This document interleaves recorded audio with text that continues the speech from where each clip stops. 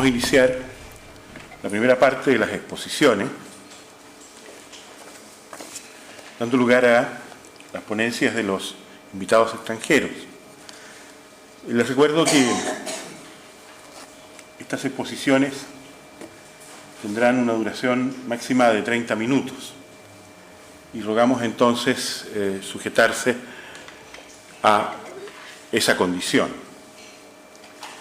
En primer lugar, el Dr. Duncan Pedersen, que ustedes ya conocieron, ¿cierto?, quien es director de la Iniciativa de Salud Mental Global y de la División de Psiquiatría Social y Transcultural de la Universidad McGill, expone sobre el tema Ideologías de la Salud Global Postcolonial y Emergencia del Neoliberalismo y su impacto en la salud mental global. Doctor.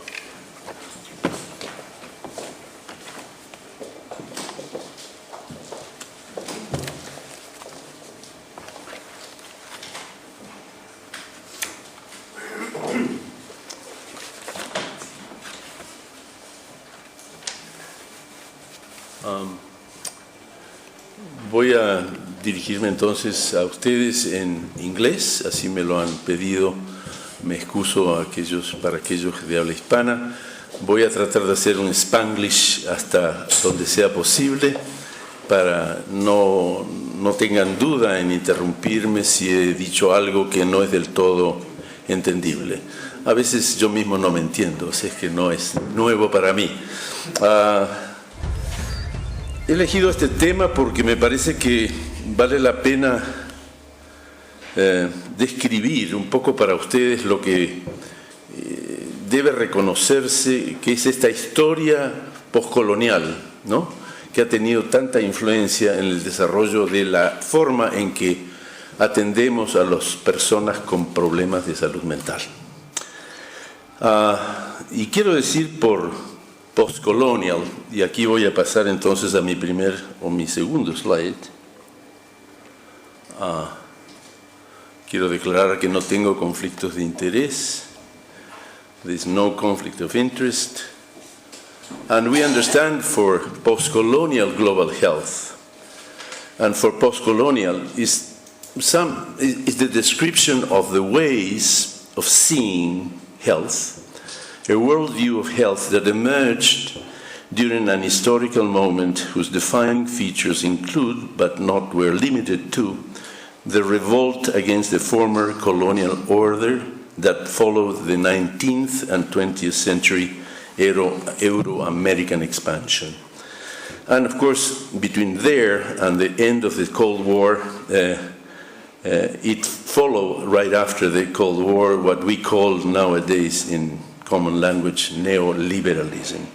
And I think that all those are responsible for the transformations associated with the phenomena of globalization. So, among the most salient features or contextual elements of globalization influencing population health at a global scale, we may distinguish the ones that are on the screen now. First, growing concerns shared by mostly wealthy nations with emerging diseases such as HIV/AIDS, perceived as threats to the national security. This is a new phenomenon that globalization has brought us. There are certain diseases that, because of their characteristics, they do threaten the national security. And that new qualification of a disease category is emerging in the United States above all, and has kept the influence in many of the rich countries up to nowadays. The second element is the consequences of growing geopolitical tensions, protracted armed conflict, wars, terrorism, and lethal violence experienced by and large by low and middle-income countries. The third contextual element is climate change. This is a phenomenon also of relatively recent proportions, pushing our planetary boundaries to the limits, and the emergence of a devastating, sometimes devastating epidemics, mainly today concentrated in the African failing economies. I have the Ebola as one of the phenomena that really threaten and qualifies very well this emergence of new entities of great epidemics as we know it today. The fourth element is the voracious capital investment for profit and the trade wars being fought around the globe. Competing regional trade agreements. I will mention just for the example the Transatlantic Trade and Investment Partnership, the Trans-Pacific Partnership, which is recently been signed by, among other countries, Chile and Peru, I believe. And more importantly, trades on the intellectual property rights, like TRIPS, regulating the transnational flow of financial resources, goods, and transfer of medical technologies, including drugs and pharmaceuticals. And finally, and not least, the ensuing overall expansion of transnational corporations, all of which are most often generating and reinforcing power disparities and social inequalities, which are at the roots of global health and at the very root of global mental health as well. It is against this conundrum of shifts in power and accountability and governance in a context of increasing social inequalities, and the person who preceded me referred that Chile has a very high Gini coefficient, is signaling that this is one of the most socially unequal countries. Income inequalities are very great in this context. And also not only of increasing social inequalities, but also of decreasing social justice. In addition to this climate change that I referred to and concurrent challenges in the biosphere integrity, post-colonial global health ideologies continues its surge, and its current propositions, while being tested and implemented, are also being challenged and contested. Some are now calling not only for global health, but they're calling for a new theme, which is planetary health. And we will come back to that notion maybe in the Advanced Study Institute that we are now pushing or formulating for this later this year. I have chosen, in short, 4 points and a conclusion for this first presentation. The first point is the paradox that remains to be explained between advanced knowledge and rising inequalities. The second has to do with what we call the dilemma of foreign policy and health. The third one is a paradigm shift that is needed. And the fourth and last is the unequal and unfair distribution of global resources. First, the paradox that remains to be explained. Despite impressive numbers of scientific and technological advances in health interventions, including few innovations, coupled with a substantial rise in funding of global health, in fact, overall funds in development assistance for health more than quadruple between 1990 and 1913. There you have a graph showing, in effect, this growth from 1990 to 2013. And you will observe from this graph the major growth that has not happened in the international, which is on orange, distribution of resources, which is international agencies, but has grown in the green path along the presence of new actors, particularly non-governmental organizations and private foundations. This is where the money is coming from at this point. And it has a very important, as you could see from the rest of the graph, The blue represents, if I'm not mistaken, some of the countries. In the light brown, the Canadian investment, and in the bottom of it, in red, the United States growth in terms of investment in development assistance for health. So, despite of this growth, inequalities in wealth and health between and also within countries are persistent and in many cases are on the rise. We are still confronted with poor health outcomes for a greater proportion of the world's population, a global failure now exacerbated by the global financial crisis. There are critical questions that are raised here, and the first one that I'd like us to address is why poverty, affecting almost half of the world's population, continues its devastating effects in global health despite sustained scientific and economic progress of a few. And how do we explain that wealthy nations, and Canada is one of the examples, are not ashamed so many people in this world are relegated to lives with no opportunities to reach their full human potential? The second issue, very closely linked to the first one I just mentioned, is that in the Canadian experience, global health values remain still are largely implicit, under-theorized, and lacking consensus definitions, revealing ambiguities and epistemological tensions between the global and the local. The dilemma of foreign policy as health versus health as foreign policy is still omnipresent.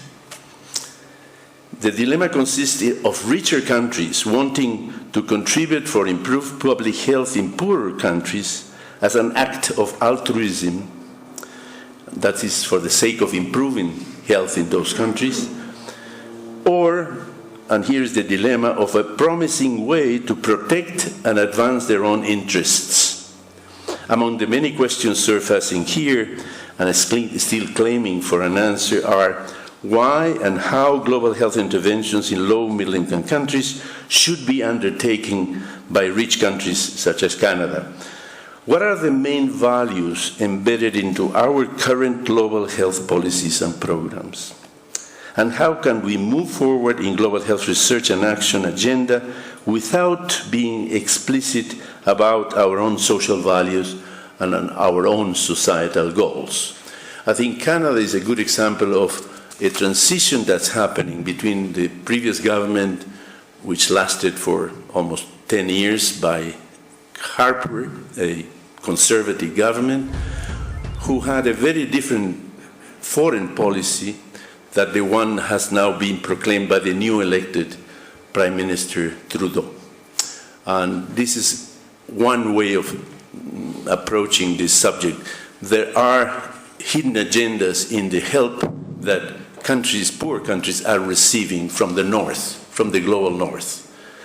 And among those hidden agendas are always vested interests of major corporations and private business who are tinting much of the help that's being offered and received. Then, there is a global recognition now that we need to critically re-examine the ethical foundations of global health and rebuild an ethical frame, making explicit the values and moral principles underpinning those foundations.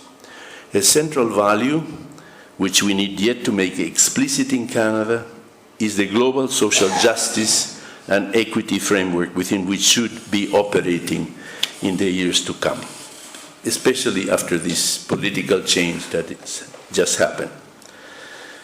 The third point I want to refer briefly is the inescapable overriding issue of emerging from these questions, which is the need for a paradigm shift. What do I mean by paradigm shift? I mean this is a real change in the current explanatory models of health and disease to include in this analysis the broader social determinants and health gradient in explaining the occurrence and distribution of death, disease, and disability. Let me expand a bit more this third point, which in my view remains a foundational stone of the paradigm shift needed to build the framework for social global justice and equity in global mental health research. Over the last few decades, the field of epidemiology has focused on the individual biology, the individual behavior, the individual exposure, and even the sub-individual levels, the molecular level, even a field of molecular epidemiology has come up with new propositions configuring the so-called biomedical model of disease causation. This model has been progressively challenged because of its limitations in identifying multiple causes and explaining the dynamics and asymmetric distribution of diseases conditions in the population. For example, there is no biological explanation for the gross inequality found between the overall life expectancy of, say, Canada, today 82 years, when compared to the peoples of, say, Mozambique or Sierra Leone, which is 39 years. So there is a double-digit difference. It is almost a duplication in the number of years of life expectancy between rich countries and extremely poor countries. Now, I come to my point. These inequalities cannot be explained by biological reasons or causes only, but rather are likely to be determined by the differences in the daily conditions of life. In other words,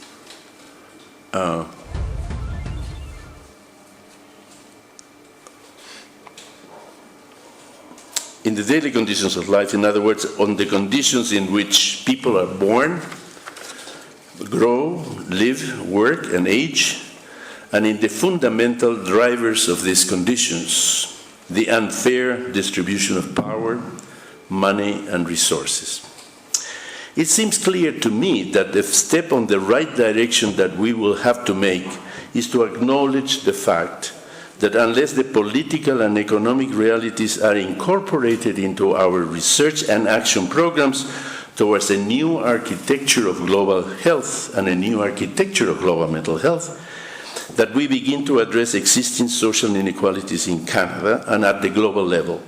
The gap between the rich and the poor will continue widening, with consecutive impoverishment of large segments of the population and negative consequences both in the natural environment and in the global mental health. Fourth, and this is my last point of the list, is the economy and ecology are fundamentally two separate domains.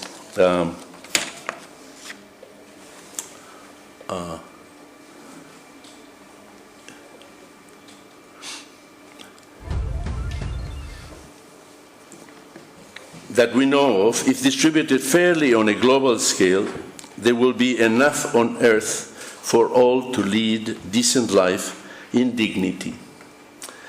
It is the mismanagement and the concentration and accumulation of resources by a few that will necessarily result not only in reinforcing further social inequalities, but also in increasing insecurity and instability, rising conflicts and violence, following by more suffering, disease, and death.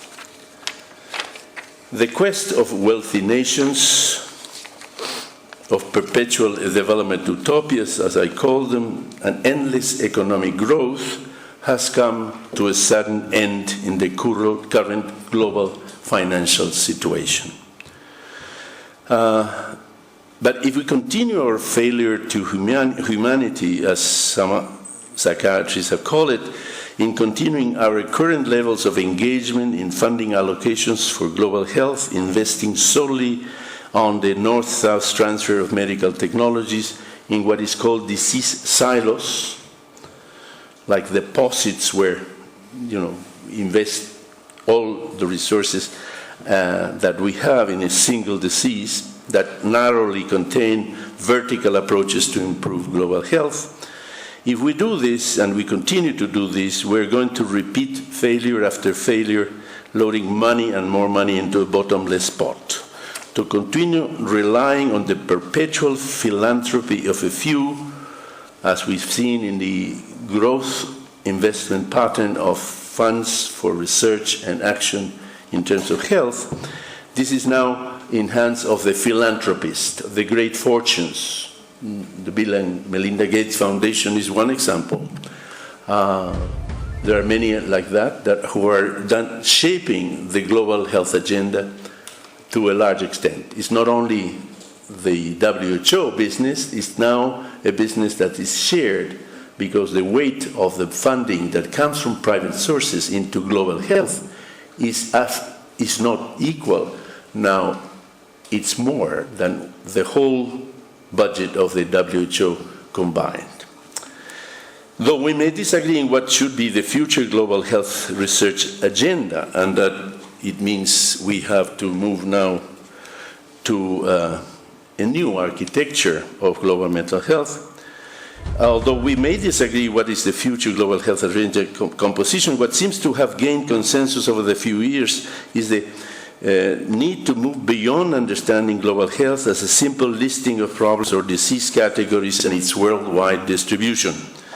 Many of our most serious contemporary problems are an intricate part of the global crisis: global warming, ecosystem degradation, poverty and social inequalities, conflict and war, and finally, the resource depletion are some of the fundamental drivers of powerfully shaping the global health research agenda for today and the years to come. A balanced global mental health agenda for the future should focus not only on the global burden of illness, but also on the social, political, and economic determinants of health within which these diseases occur. Achieving social justice and health equity at the level of a nation implies a concerted effort to move towards a framework of global justice, global social justice, searching for a more equitable distribution of global power and resources. Moreover, we need to mobilize resources among donors and create innovative, massive funding mechanisms for global health research and action programs in low and middle-income countries. The recently created, for example, Global Financing Facility, GFF, so far has collected about $1 billion, out of which $240 million comes from Canadian sources. And this fund aims to be raised at $2.6 billion as a first step to close the $33 million funding gap in maternal, neonatal, child, and adolescent health for 62 of the world's poorest countries.